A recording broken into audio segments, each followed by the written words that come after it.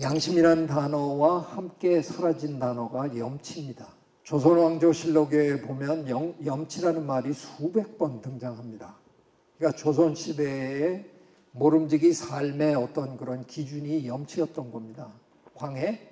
왕이 된 남자 이병헌 씨가 저잣거리의 만담꾼이었는데 어느 날 어떻게 잘못해갖고 임금 역할을 해야 된 거 아니에요. 수라상을 받았는데 그런 음식을 처음 본 거잖아요. 허겁지겁 개걸스럽게 다 먹어치운 겁니다. 그런데 내관이 옆에서 한마디 띡 하죠. 전하께서 남기신 어식으로 수락관 궁녀들이 요기를 하옵니다. 다 비웠는데 이제 그때 얘기를 하는 거예요.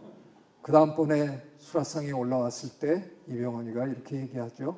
팥죽 딱 한 숟갈 입에 넣고 오늘은 식욕이 없다.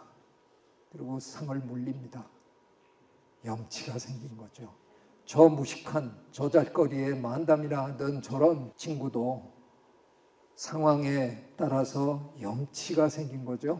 옛날 선비들은 양반 댁에 초대를 받아서 가서 식사를 하면 3분의 1 정도를 늘 남겼다 그러죠. 남기는 이유가 거기 머슴들이 먹을 수 있게, 하녀들이 먹을 수 있게 남겼다는 거죠. 그게 염치입니다. 어쩌면 양심과 염치 비슷한 내용이잖아요. 제 책에서도 밝혔지만 드디어 대한민국의 문화를 세계 최고의 수준으로 끌어올려준 우리 한강 선생의 소년이 온다에 보면 양심이라는 단어가 아주 또렷하게 표현이 되어 있습니다. 군인들이 압도적으로 강하다는 걸 모르지 않습니다. 다만 이상한 건 그들의 힘만큼이나 강렬한 무엇인가가 나를 압도하고 있었다는 겁니다. 양심. 그래요. 양심. 세상에서 제일 무서운 게 양심입니다. 한강 선생이 다른 소설에도 표현했던 것처럼 내 마음 안에, 내 안에 깨끗한 무엇, 바로 양심이라는 거죠. 그래서 양심은 어차피 먹을 욕이라면 차라리 화끈하게 한번 덮어 써보자 하는 욕심으로 저는 차마 어차피 차라리 이런 마음에서 쓴 겁니다. 양심이라는 외국 책이 있습니다. 불과 한 2, 3년 전에 번역이 돼서 나왔는데요. 패트리샤 처치랜드라고 애리조나 대학에서 철학도 가르치고 뇌과학도 가르치는 여성인데요. 뇌과학적으로 왜 우리 인간은 양심이라는 심성을 갖고 있을 수밖에 없느냐를 분석해낸 책입니다. 양심은 하느님이 우리 안에 심어놓은 어떤 신학적으로 만들어진 실체가 아니라는 겁니다. 양심은 우리의 신경회로망에 뿌리를 둔 뇌의 구성체다. 이건 진화적으로 우리 인간이라는 동물, 호모사피엔스라는 동물의 뇌 속에 만들어진 뇌 신경회로망의 작동 원리 중에 하나라는 겁니다. 대한민국 사회에는 왜 이렇게 갈등이 심할까요? 여러분도 인정하시겠죠. 저는 미국에서 15년 사는 동안 지금 돌이켜 생각해보면 참 편안했던 것 같아요. 지금도 미국에 가서 옛날 친구들을 만나보면 그 친구들 삶에는 별로 변화가 없는 것 같아요. 그냥 안정적으로 이렇게 편안하게 사는 것 같아요. 그래서 미국에서 조금 살다 온 사람들끼리 하는 농담이 있습니다.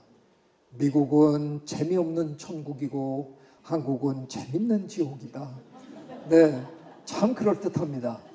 갈등과 대립을 이렇게까지 매일 부딪히면서 살아야 될 이유가 과연 있을까? 뭔가 조금은 협력 단계로 갈 수는 없을까? 1990년에 남아공에서 넬슨 만델라 선생님이 감옥에서 나왔습니다. 남아공 사회는 일촉즉발의 위기에 빠진 겁니다. 절대 다수의 흑인들이 만델라 선생님이 한마디만 자극적인 얘기를 하면 그냥 봉기를 할 준비가 되어 있었던 겁니다. 그러면 절대적으로 소수인 흑인들은 그 오랜 세월 동안 지배층의 그걸 누리다가 하루아침에 짐 싸고 도망가야 되는 그 순간이었습니다. 그런데 놀랍게도 이분들이 뭘 했는지 아십니까? 자타층 사회 지도자라는 사람들이 한 20몇 명이 요하네스버그 외곽지대에 있는 몽플레어 컨퍼런스 센터라는 곳에 자발적으로 모여서 우리나라의 미래를 구상하자. 그래서 둘러앉았다는 겁니다. 진행이 되겠습니까? 박살나겠죠. 서로 막 그냥 고성이 오가고 뭐 말꼬 들이잡고 난리가 났을 겁니다. 그래서 이 사람들은 어떤 전략을 썼나?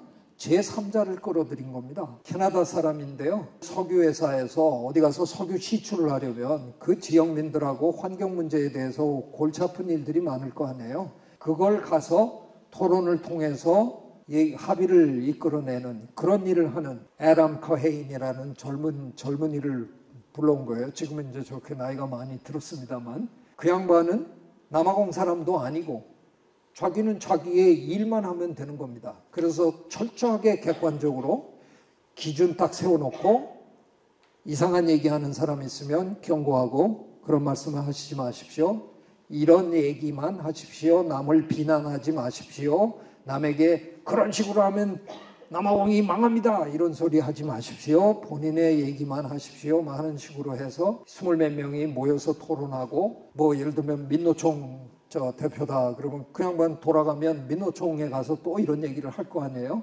아니면 저 대학 교수 협의회 의장이다 그러면 그분은 또 돌아가서 대학에서 또 얘기를 할 거고 자기 진영에 가서 한참 토론을 하고 다시 모여서 또 토론하고 또 갔다가 왔다가 이거를 여러 번 반복하면서 시나리오를 만듭니다. 조만간 대선을 할 텐데 우리나라의 미래가 이렇게 돼갈 것 같다. 처음엔 20몇 개로 만들었다가 압축해서 나중에 4개로 만듭니다. 그 4개는 이카루스 전략이다 그러면 이카루스는 태양을 향해서 달려가는 밀랍 인형이잖아요. 극좌파 전략입니다. 퍼주기, 포퓰리스트 정책을 쓰면서 뭐 좋은 거 다 해준다고 막 하다 보면 나라가 망하는 거죠. 태양 가까이 갔을 때 녹아서 떨어지는 겁니다. 그런가 하면 반대쪽엔 뭐가 있냐? 가끔 가다가 타조가 이상한 짓 합니다. 모래에다가 머리를 파묻고 가만히 있어요. 이건 극우입니다. 가진 자들이 못 사는 사람들의 얘기를 전혀 안 듣겠다. 우리끼리만 그냥 잘 먹고 잘 살면 되는데 뭐. 이 4가지 전략을 애니메이션으로도 만들고 TV에서 끝없이 방영하고 책자를 만들어서 돌리고 그래서 전 국민이 숙지를 하고 드디어 투표장에 갑니다. 그러니까 전 국민은 우리나라의 미래가 이 4 중에 하나가 될 것이다 하는 거죠. 결국 남아공 국민은 극좌를 택했습니다. 넬슨 만델라를 대통령으로 뽑았습니다. 그러나 만델라 대통령님은 취임하시면서 이 4 전략을 종합한 통합 정치를 하셔서 남아공을 그 위기에서 구해내신 겁니다. 30년 전에 남아공이 이런 짓을 할 수 있었다? 저는 2025년 대한민국은 훨씬 잘할 수 있을 것 같아요. 정말 함께 모여 앉아서 얘기하는 걸 좀 해봤으면 좋겠습니다. 근데 우리 못해요. 왜 못하는지 아십니까? 우리는 한 번도 배워본 적이 없습니다. 교과 과정 내내 토론 수업이라는 걸 해본 적이 없잖아요. 서양 아이들은 어려서부터 합니다. 유치원에서도 선생님들은 뒤에 서 있고 자기네들끼리 오늘은 뭐 이거 그럼 오늘은 이렇게 하기로 해요. 짝짝짝 박수 치는 선생님들이 그렇게 초중등 교육을 받으면서 늘 디스커션 토론 수업을 하고 대학에 오면 미국의 훌륭한 대학의 수업은 전부 토론 수업입니다. 그래서 저는 늘 토론 수업을 이끌어 오던 사람인데 94년도에 서울대학으로 부임하고 지금까지 한 학기도 빠짐없이 토론 수업을 시도했습니다. 단 한 학기도 재미있는 토론 수업을 한 적이 없습니다. 심지어는 3년 전에는 학생 수가 부족해서 폐강을 당했습니다. 학생들이 제 수업은 너무 힘들고 재미없답니다. 참 안타깝습니다. 백재현 씨라고 예전에 저 아나운서가 있었잖아요. 이분이 끝장 토론이라는 프로그램을 했는데 저건 틀린 말입니다. 말 자체가. 토론은 끝장을 보려고 하는 행위가 아닙니다. 서양에서는 토론을 이렇게 얘기합니다. Discussion is who is right. 누가 옳으냐를 결정하는 게 아니라 what is right. 무엇이 옳은가를 함께 찾아가는 과정이다 라고 하는 겁니다. 근데 우리나라의 토론장을 여러분이 한번 보십시오. 결연하기 짝이 없습니다. 기어코 상대를 제압하고야 말겠다. 그래서 남의 얘기 안 듣습니다. 꼬투리나 잡고 기껏해야 논쟁도 아니죠. 말싸움, 언쟁하고 끝냅니다. 우리는 배워본 적이 없어서 참 못하는 것뿐입니다. 이런 화두를 던지기 오래전에 제가 우리 사회에 던진 화두가 있죠. 통섭이라는 화두를 제가 한 20여 년 전에 던졌습니다. 그건 어떻게 해서 됐느냐? 하버드 대학의 제 지도 교수님 에드워드 윌슨 교수님이 컨실리언스라는 책을 1998년에 내셨는데 저게 학문간의 넘나듦을 고취하기 위해서 쓰신 책이거든요. 그런데 저 제목 컨실리언스라는 단어는 영어 사전에 없던 단어입니다. 19세기 영국의 자연철학자 윌리엄 휴월이 만들어서 쓰다가 인기가 없어서 죽어버린 단어를 저 석학께서 발굴해서 당신의 책 제목으로 쓰신 겁니다. 근데 놀라운 일이 벌어졌습니다. 같은 해에 1998년에 캘리포니아에서 컨실리언스라는 와인이 출시가 됩니다. 제가 선생님한테 그 다음 해에 찾아가서 말씀드렸어요. 선생님, 컨실리언스라는 와인 나온 거 아세요? 그놈들은 그 단어를 어디서 찾았대? 홈페이지에 보면 저 이름을 어떻게 지었나를 한 페이지 정도에 설명합니다. 첫 문단이 이렇게 시작합니다. 컨실리언스는 19세기 영국의 철학자 윌리엄 휴월이 만든 것인데 소통에 좋은 학문간의 넘나듦 이런 걸 의미하는데 와인이 뭐냐? 와인은 우주와 인성의 교감으로 나타나는 맛의 향연인데 그거의 이름으로 컨실리언스보다 아니 제가 읽다가 아니 술이나 팔어 아니 뭐 이렇게 유식한 척해. 다음 문단이 더 감동적이었습니다. 4명이 만들었으니까 이름을 짓기로 했답니다. 한 달이 넘도록 각자 훌륭한 이름을 고심해서 지어왔습니다. 3시간 동안 디스커션을 했답니다. 그리고 우리 중에 한 사람이 모자를 벗었다, 종이를 찢었다, 적어서 넣었다, 개표했다, 만장일치였다. 만장일치를 봐야 4표인데 4표 중에 근데 3표가 문제죠. 자기가 그렇게 오랫동안 심혈을 기울여서 만든 이름, 그리고 3시간 동안이나 10변을 통하면서 얘기했던 그 이름, 그걸 기꺼이 포기하고 자기 넷 중에 한 사람이 만든 컨실리언스라는 이름에 기꺼이 표를 던졌다는 겁니다. 이게 디스커션을 하는 이유입니다.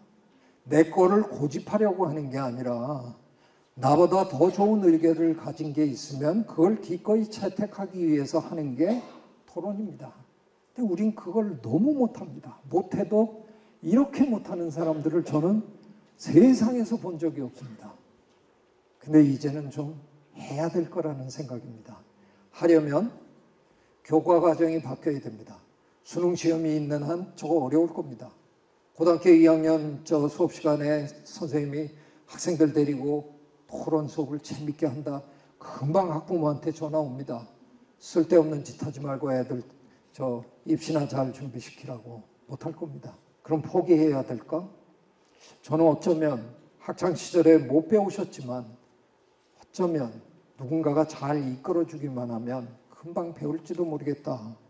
제가 그런 생각을 하는 배경에는 이런 게 있습니다. 경연이 뭔지 아시죠? 우리 조선의 임금들은 사대부 지식인들과 사서삼경을 함께 읽으면서 토론을 해서 지적으로 그들을 제압할 수 있어야 나라를 다스릴 수 있었던 겁니다. 세종대왕은 하루에 2번도 하셨다 그러더라고요. 조선은 통치를 하려면 지적으로 탁월해야 되는 겁니다. 어쩌면 우리는 원래 이런 걸 잘하던 민족인지도 모릅니다. 저잣거리에서는 어때요? 탈 하나 쓰면 임금, 양반, 흉 다 봤어요. 저거 얼마나 웃기는 거예요. 포졸이 가가지고 탈만 베끼면 되잖아. 내 넌 줄 알았다. 목소리 듣고 네 놈인지. 그걸 갖다가 볼기 치면 되는 건데 그거 우리 허용했어요. 우리는 어쩌면 토론을 잘하던 민족이었던 것 같아요. 언제 없어졌을까? 제 분석으로는 일제 때 없어졌다고 봅니다. 식민을 지배하려는데 이 식민이 너무 의견이 다양하고 똑똑하면 지배가 안 되잖아요. 그러니까 일본은 우리를 주입식 교육이라는 걸 시키기 시작한 겁니다. 모든 아이들이 똑같은 걸 배워서 똑같은 생각을 하게끔 만든 거죠. 제가 이거를 왜 이렇게 분석하느냐? 제가 대한민국에서 영장류학이라는 학문을 최초로 한 사람이거든요. 일본의 교토대학에는 영장류 연구소가 있는데 세계적인 연구소입니다. 영장류학은 미국, 영국, 독일, 네덜란드, 일본 이 5나라가 꽉 잡고 있습니다. 거기에 제가 이제 도전장을 내고 거의 20년 동안 노력해서 이제 우리도 명함을 올렸습니다. 그런데 배우는 과정에서 제 연구실에서 석사만 하고 교토대학에 가서 박사를 한 제 제자가 3명이나 있는데요. 이 녀석들 가끔 귀국하면 저한테 늘 이랬어요.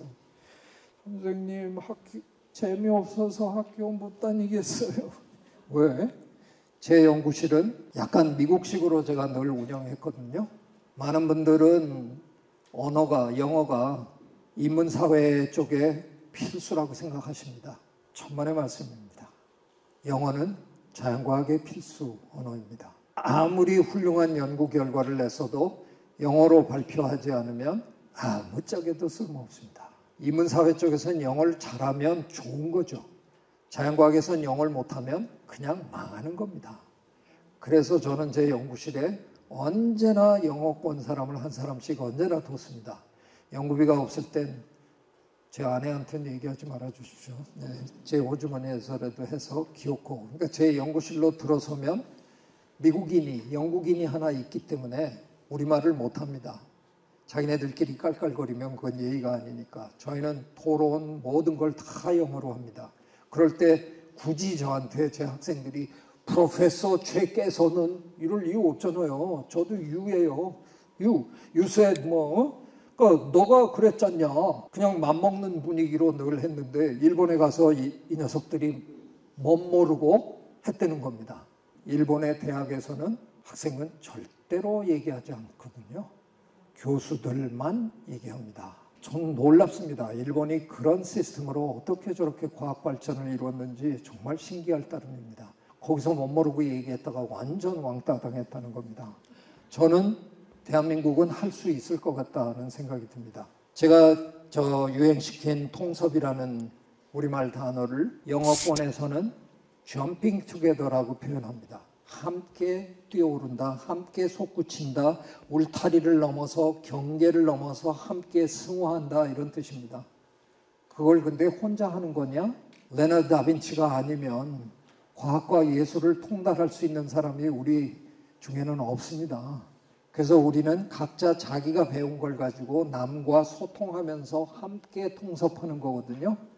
그걸 이루려면 jumping together를 하려면 talking together 서로 얘기할 줄 알아야 됩니다. 그걸 저는 숙론이라고 이름 붙였습니다. 토론의 토자가 알고 보니까 두들길 토더라고요. 그래서 토론하라 그러면 서로 두들겨 패고 앉아 있는 것 같아서 제가 토론은 버리고요. 숙론을 하자. 깊이 생각하며 서로 얘기하자. 기다려주고 경청하고 얘기하고. 저는 대한민국 사회가 숙론만 할 수 있게 되면 저는 세계에서 우리를 당할 자는 없다고 생각합니다. 동의하십니까? 여러분, 우리는 이제는 모든 거에 앞에 K만 붙이면 무조건 세계 최고입니다. K-food, K-pop, K-culture, 이제 드디어 K-literature까지 했잖아요. K-문학.